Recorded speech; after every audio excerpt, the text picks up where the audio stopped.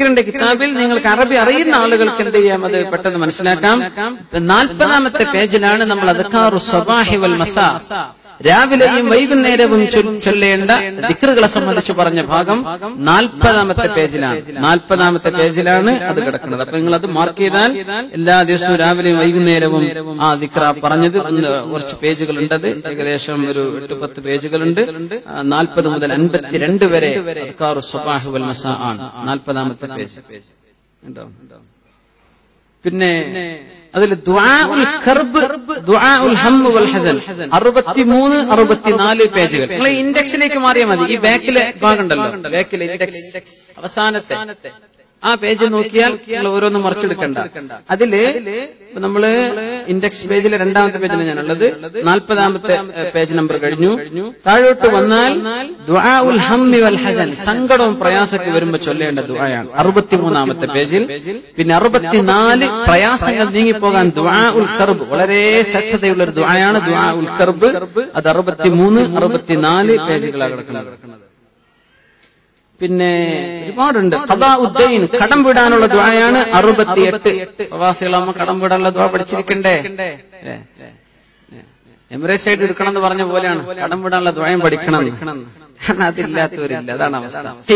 താടി നീട്ടി വളർത്തൽ വളരെ സുന്നത്താണ്. റസൂലുള്ളാഹി സ്വല്ലല്ലാഹു അലൈഹി വസല്ലം നിർദ്ദേശിച്ചിട്ടുണ്ട്. താടി വടിക്കലിനെ സംബന്ധിച്ചാണ് നമ്മൾ ഏറ്റവും കർശനമായിട്ട് മനസ്സിലാക്കേണ്ടത്. ഷാഫിഈ മദ്ഹബിലെ ഒരഭിപ്രായമാണ് ഇബ്നു ഹജർ റളിയല്ലാഹു അൻഹു തുഹ്ഫയിൽ പറഞ്ഞത് വയുക്റഹു കറാഹത്താണ്. പക്ഷേ പ്രബലമായ അഭിപ്രായം താടി വടിച്ച് നീക്കൽ ഹറാമാണെന്നാണ്, തഹരീമാണെന്നാണ്, ഹറാമിന്റെ കുറ്റമാണെന്നാണ്. ഷാഫിഈ മദ്ഹബിൽ നമ്മുടെ തുഹ്ഫയുടെ മുസന്നിഫ് സുബ്ഹാന ഇബ്നു ഹജർ ഹൈതമി റളിയല്ലാഹു അൻഹു അവര് ശൈഖാനിയെ ഉദ്ധരിച്ചുകൊണ്ട് പറഞ്ഞത് അത് കറാഹത്താണെന്നാണ്. ആ ഒരു ഇതിനാണ് നമ്മൾ ഷാഫിഈ മദ്ഹബിലൊക്കെ അങ്ങനെ കണക്കാക്കപ്പെടുന്നത്. പക്ഷെ ഏറ്റവും ഉത്തമം താടി വെക്കണം. അത് നീട്ടിവെച്ചാൽ ഏറ്റവും കൂടുതലുള്ള കാര്യമാണ്. താടി വടിക്കരുത്. വടിക്കുന്നത് കറാഹത്താണെന്നാണ് നമ്മുടെ മദ്ഹബിന്റെ അഭിപ്രായം. പക്ഷേ മറ്റു മദ്ഹബുകളിലൊക്കെ അത് ഹറാമെന്നാണ്. ഗൗരവമുള്ള വിഷയമാണ്. സക്കാത്തിന്റെ രൂപം, അതുപോലെ ശമ്പളത്തിന് സക്കാത്തുണ്ടോ? നമ്മുടെ സമ്പാദ്യത്തിൽ 1.5 പവന് തുല്യമായ പൈസ നമ്മൾ ബാങ്കിലോ അല്ലെങ്കിൽ നമ്മുടെ അക്കൗണ്ടുകളിലോ നമ്മുടെ വീട്ടിലോ സൂക്ഷിച്ചു വെച്ചു. അല്ലെ, കാശിന് ഓരോ ശമ്പളത്തിനും സക്കാത്തില്ല. പക്ഷെ നമ്മൾ ഒരു സംഖ്യ സൂക്ഷിച്ചു വെച്ചു. സക്കാത്ത് കൊടുക്കേണ്ട സംഖ്യ ഒരു 1.5 പവൻ സ്വർണത്തിന് ഇപ്പൊ ഏകദേശം എത്ര പൈസ വരുന്നു? ഒരു 20 ലക്ഷം. അത്രയില്ല, 1.5 പവൻ അത്രയും വരില്ല. എത്ര വരുന്നു? 1.5 പവന് 2.5 ലക്ഷം മതി അല്ലേ? മാഷാ അല്ലാഹ്. അപ്പൊ 2.5 ലക്ഷം രൂപ നമ്മുടെ അക്കൗണ്ടിൽ ആയിക്കഴിഞ്ഞു. അതായത് 85 ഗ്രാം സ്വർണത്തിന് സമാനമായ സംഖ്യ, 1.5 പവന് തത്തുല്യമായ സംഖ്യ നമ്മുടെ അക്കൗണ്ടിലായി. അത് നമ്മൾ ഉപയോഗിക്കാതെ, അതിൽ നിന്ന് കുറയാതെ ഒരു വർഷം നമ്മൾ സൂക്ഷിച്ചു വെച്ചു. നമ്മൾ വേറെ എന്തെങ്കിലും എടുത്തു? ഇല്ല. അത് 2.5 ലക്ഷത്തിന് 3 ആയി 4, 2.5 എന്നാണോ ആയത് അതാണ് 2.5 ലക്ഷം എന്ന് കണക്ക് പറയല്ല. 1.5 പവൻ സ്വർണത്തിന്റെ മൂല്യം അതാണെങ്കിൽ അവിടെ മുതൽ എത്ര കൂടി വരുന്നുവോ അങ്ങനെ ഒരു വർഷം പൂർത്തിയായാൽ ആ മൊത്തം സംഖ്യയുടെ 2.5 തുടങ്ങിയത് ഒരു കൊല്ലം പൂർത്തിയായത് 10 ലക്ഷം ആയിട്ടുണ്ടെങ്കിൽ ആ 10 ലക്ഷത്തിന്റെ 2.5% അതിന്റെ 2.5% സക്കാത്ത് കൊടുക്കണം. അതാണ്. പിന്നെ നിര്യാണിക്ക് താഴെ ഡ്രസ്സ് ധരിക്കുന്നതിന്റെ വിഷയം, അതൊക്കെ വളരെ ഗൗരവമുള്ള വിഷയമാണ്. റസൂലുള്ളാഹി സ്വല്ലല്ലാഹു അലൈഹി വസല്ലം അത്തരം വസ്ത്രം നരകത്തിലാണെന്ന് പറഞ്ഞതിനർത്ഥം അത് ധരിക്കുന്ന ആൾക്ക് പോലും നരകശിക്ഷയുണ്ട് എന്നാണ് ആ വാക്കിന്റെ അർത്ഥം. നിര്യാണിക്ക് താഴെ പുരുഷന്മാർ വസ്ത്രം താഴ്ത്തിയിടരുത്. അത് ഇൻ എനി കേസ്.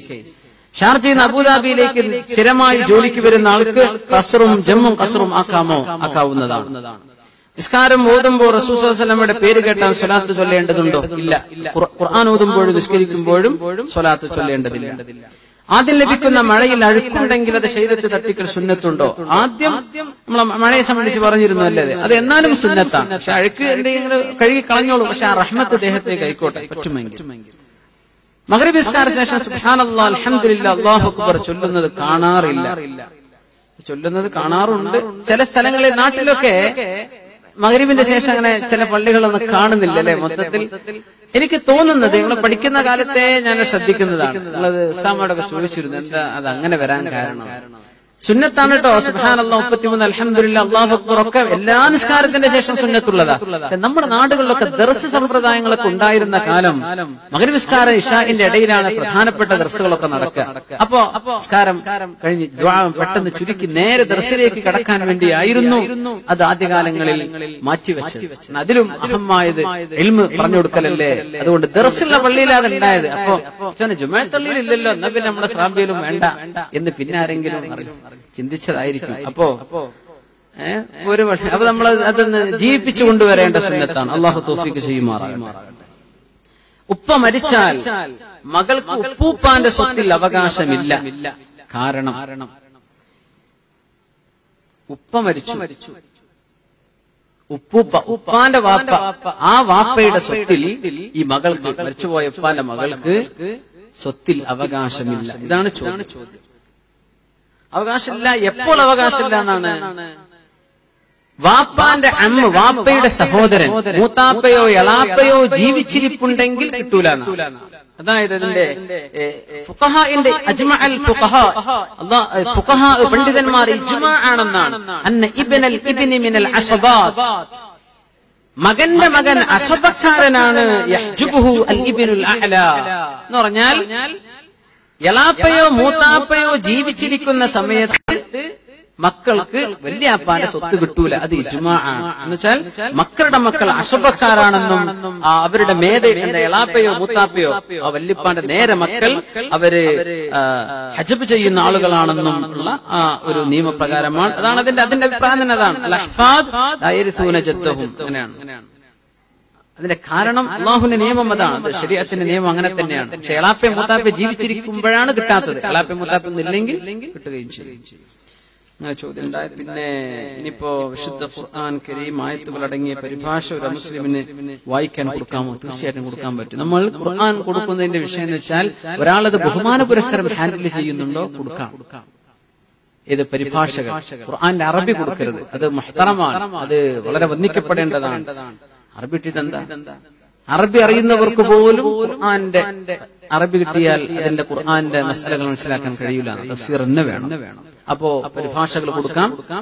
അത് അവരെ ബഹുമാനിക്കുമെന്നുണ്ടെങ്കിൽ, അതൊരു ചീത്തയാക്കി കളയുന്നുണ്ടെങ്കിൽ കൊടുക്കാൻ പാടില്ല. റസൂലുള്ളാഹി സ്വല്ലല്ലാഹു അലൈഹി വസല്ലം തങ്ങളുടെ കാലത്ത് എങ്ങനെയായിരുന്നു ഇങ്ങനെ മുസ്ലിങ്ങൾ? അന്നൊക്കെ ഖുർആൻ ശഹവിയാണ്, ഓറൽ ട്രാൻസ്മിഷൻ ആണല്ലോ. ഖുർആൻ ഓതി കൊടുക്കുക, അതിന്റെ റിട്ടൺ കോപ്പികൾ അപൂർവമായിരുന്നു എന്നാണ്. ഹഫ്സ റളിയല്ലാഹു തആല അൻഹയുടെ വീട്ടിലെ ഉമർ റളിയല്ലാഹു അൻഹുവിന്റെ മകൾ ഹഫ്സ ബീവി റളിയല്ലാഹു അൻഹയാണ് അവരുടെ ഖുർആന്റെ കോപ്പി എന്ന് സൂക്ഷിച്ചു വെച്ചത്. അതുപോലെ തന്നെ സെയ്ദ് ബിൻ സാബിത്ത് റളിയല്ലാഹു അൻഹു. അപ്പോ ഖുർആന്റെ ഹാർഡ് കോപ്പി അല്ല അന്ന് മുസ്ലിങ്ങൾ കൊടുത്തു, ഓതി കൊടുക്കുക, കൽപ്പിച്ചു കൊടുക്കുകയാണ്. അങ്ങനെയായിരുന്നു അന്നത്തെ കാലത്ത് ഉണ്ടായിരുന്നത്. ദുആരക്കാൻ വേണ്ടി ഒരുപാട് ആളുകൾ പറഞ്ഞിട്ടുണ്ട്. ഇൻഷാ അല്ലാഹ് നമ്മൾ ഒരുമിച്ച്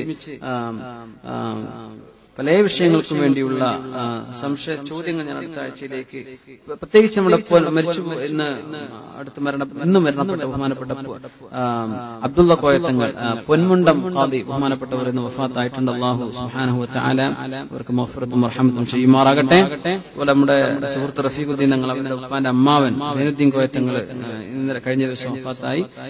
ഇന്ന് പൊന്മുണ്ടം ഖാദി അവർ ഇന്നാണ് വഫാത്തായത്. അല്ലാഹു അവർക്ക് മഗ്ഫിറത്തും റഹ്മത്തും ചെയ്യുമാറാകട്ടെ.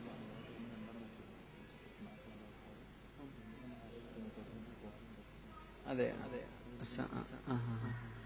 നമ്മുടെ എന്റെ നാട്ടിൽ രണ്ടുപേര് വഫാത്തായിട്ടുണ്ട്. അവരുടെ അല്ലാഹു രണ്ടുപേർക്കും മഗ്ഫിറത്തും റഹ്മത്തും ചെയ്യുമാറാകട്ടെ. പിന്നെ ചോദ്യങ്ങൾ മാറ്റിവെക്കുകയാണ്. ഉംറക്ക് പോകാൻ ഉദ്ദേശിക്കുന്ന ഒരുപാട് ആൾക്കാരുണ്ട്. അപ്പോ അവർക്കൊക്കെ വേണ്ടി ഞങ്ങളോട് ചോദിക്കണം, എന്തെങ്കിലും മനസ്സിലൊക്കെ ഉള്ളതൊക്കെ എന്ത് ചെയ്യാ, എന്നേക്ക് മാപ്പാക്കി കൊടുക്കുക ഇൻഷാ അല്ലാഹ്. എന്ത് ഉംറക്ക് ഹജ്ജിനൊക്കെ പോകുമ്പോൾ അത് പ്രത്യേകം അത് പറഞ്ഞു വിട്ടാൽ പ്രത്യേക സുന്നത്താണ്. കടം വാങ്ങിയിട്ട് പൊരുത്തപ്പെടണമെന്ന് പറഞ്ഞു പോണെന്നല്ല കേട്ടോ പറഞ്ഞത്. അത് വീട്ടാൻ കഴിവുള്ള ആൾക്കാർ വീട്ടിൽ തന്നെ വേണം. അത് എപ്പോഴാ ഹജ്ജ് എപ്പോഴാ നിർബന്ധം എന്നുള്ളൊരു വിഷയം ചോദിച്ചിരുന്നു. ഞാൻ ക്ലാസ്സിൽ പറയാമെന്ന് പറഞ്ഞു. നമ്മള് കടായി വീടൊക്കെ വെച്ചിട്ടില്ലേ, കടായി 2 കോടി രൂപയുടെ വീടുണ്ടാക്കിയിട്ട് കടായിട്ട് ഹജ്ജ് പോകാൻ പറ്റൂലേ? ഒരാൾക്ക് താമസിക്കാൻ ആവശ്യമായ ഒരു ഷെൽട്ടർ, നമുക്ക് ആവശ്യമായ രീതിയിൽ മനുഷ്യന്റെ ഭക്ഷണം, പാർപ്പിടം, വസ്ത്രം, ഇതിന് അല്ലാഹു തആല ഹലാലാക്കിയതാണ്. അത് ധൂർത്ത് ചെയ്തിട്ട് ഒരു മനുഷ്യൻ കടം വരുത്തിയാൽ അവൻ ഹജ്ജില്ല, പക്ഷെ കുറ്റക്കാരനാണ്. ധൂർത്താക്കിയാണ്ട് സാധാരണഗതി നമ്മൾ വീട് വെച്ചു, സ്വാഭാവികമായ ഒരു റാഹത്തുള്ള വീട്, കുഴപ്പമില്ല, അൽഹംദുലില്ലാഹ്. അതിനെല്ലാഹു എല്ലാവർക്കും തൗഫീഖ് നൽകുമാറാകട്ടെ. കടമുള്ള ആളുകൾക്ക് ഹജ്ജും ഉംറയും പാടില്ല എന്ന് പറഞ്ഞത് എപ്പോഴാന്ന് വെച്ചാൽ, കടം വീട്ടാതെ ഇയാൾ ഹജ്ജിനും ഉംറക്കോ പോയാൽ ഈ കട അങ്ങനെ ബാക്കിയായി പോകും, ഇയാൾക്ക് പിന്നെ മരിക്കോളം വീട്ടാൻ പറ്റൂല. അതിപ്പോ അർജന്റ് വീട്ടേണ്ട കടവുമാണ്, എങ്കിൽ പോവാൻ പാടില്ല. അതല്ല, കടം വീട്ടാൻ വേറെയും മാർഗങ്ങളുണ്ട്, കടം കൊടുക്കേണ്ട സമയമായിട്ടില്ല, 2 കൊല്ലം കഴിഞ്ഞിട്ടേ കൊടുക്കേണ്ടതുള്ളൂ, അപ്പോഴേക്കും മറ്റു മാർഗങ്ങൾ ഉണ്ടാവും എന്ന് നമുക്ക് ധാരണ ഉണ്ടോ? ഇൻഷാ അല്ലാഹ് പോണം, നിർബന്ധം തന്നെയാണ്.